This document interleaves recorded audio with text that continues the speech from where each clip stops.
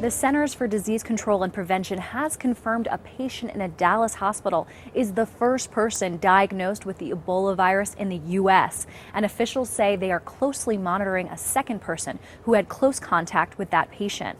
So far, there is no vaccine for the disease, and one experimental drug has run out. I'm Shannon Rae Green, and this is USA Now for October 1st, 2014.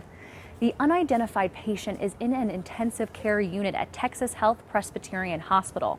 An experimental drug called ZMapp that contains man-made antibodies against Ebola was used to treat 2 Americans. They have recovered, but now supplies of ZMapp have run out.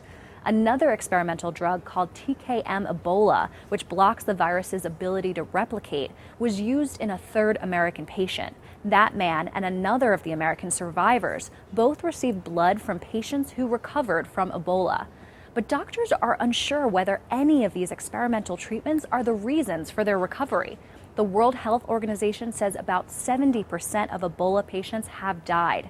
Humans spread the virus through contact with blood or other body fluids of an infected person, as well as exposure to objects like contaminated needles, according to the CDC.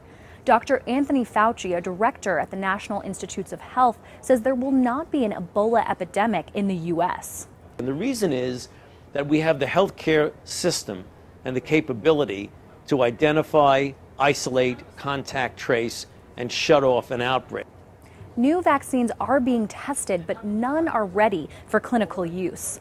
Fauci says the easiest way to keep ourselves safe is to shut down this epidemic in West Africa. Stay with usatoday.com for all the latest updates in this developing story.